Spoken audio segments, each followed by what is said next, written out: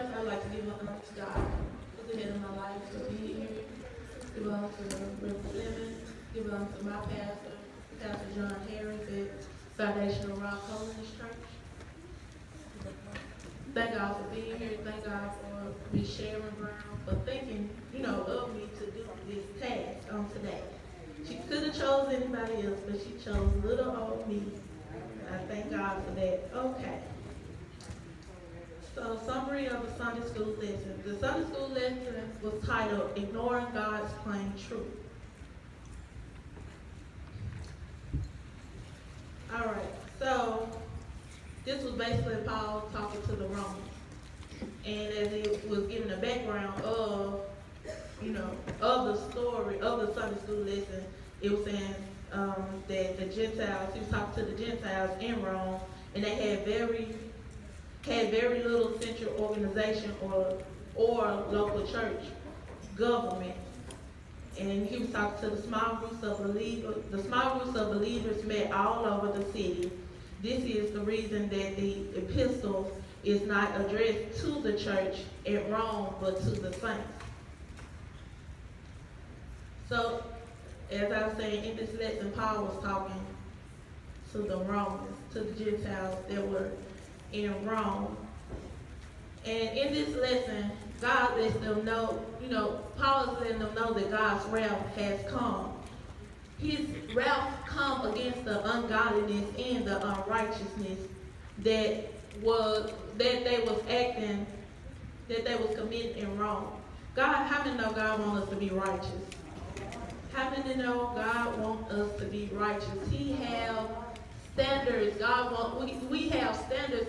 God has standards that He has set for us, and He wants us to be righteous. So He's sending His wrath upon the Gentiles in Rome because they are acting ungodly and they are acting unrighteous. God's wrath is against who reject the truth. So they began to reject the truth. They knew the truth, but they didn't follow the truth. They rejected the truth. They didn't listen to the truth.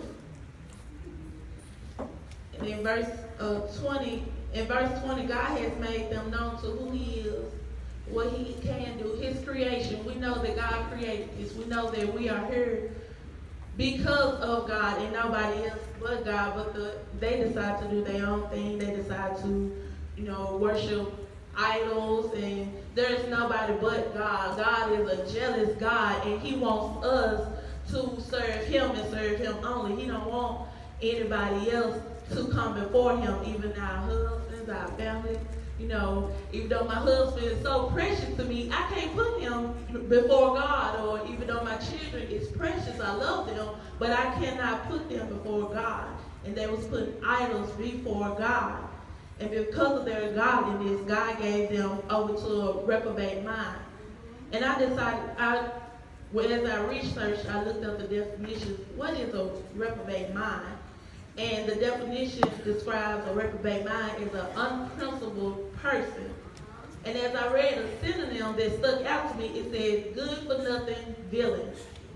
I said, So God gave them over because of their ungodliness, because of their unrighteousness, them rejecting His truth. He gave their minds, He gave them a reprobate mind.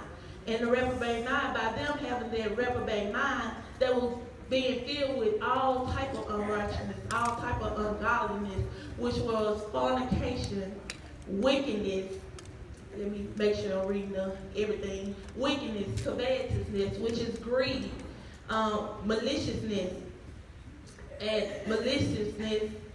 full of envy, murder, debate, which means strife.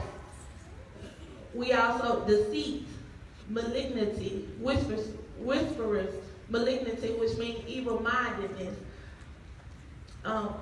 We also have, as verse 30 says, backbiters, haters of God, despiteful, proud, boasters, inventors of evil things, disobedient to parents.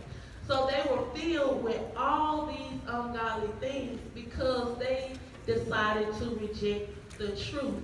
Kind of seems like how America is today. It's kind of similar to how America is today. We had God in the schools. God Bless America in the national anthem, and how it's kind of turning away from God.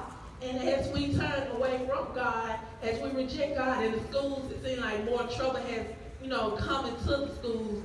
More violence has come into the schools. More violence is coming across America, across the world, because they are turning away from God. And we have to be mindful that God don't want us to be unrighteous. God don't want us to be ungodly. He said, be ye holy, for I am holy. So we got to do the right things. We got to go by the word. We got to do what God tells us to do. We have to be obedient. We have to be willing and obedient.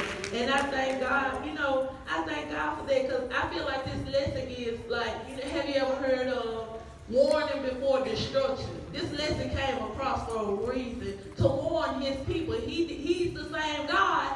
So if he's telling them this back then, he's warning us now. Warning before destruction. We have to pay attention. We got to ask God to give us an ear to hear when this word comes forth. So we'll know what to do. We'll know how to do it, how not to do it.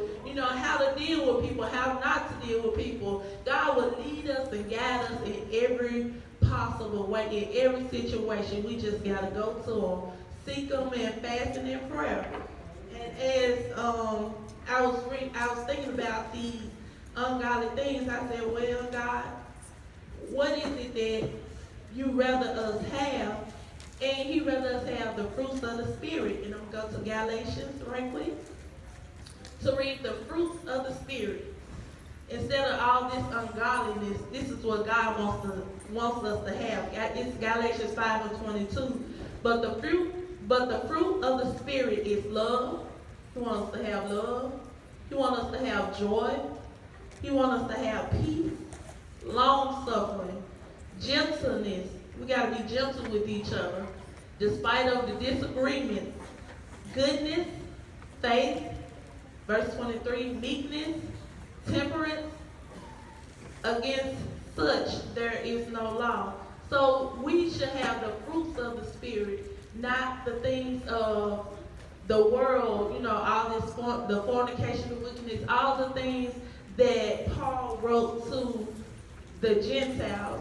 So, like I said, God wants us to have these things, and he warns us and lets us know about the unrighteousness things and the ungodly things. And don't reject the truth. Turn to the truth. Keep the truth in your heart so you may not sin against God. And I ask y'all to continue to pray for me. Amen.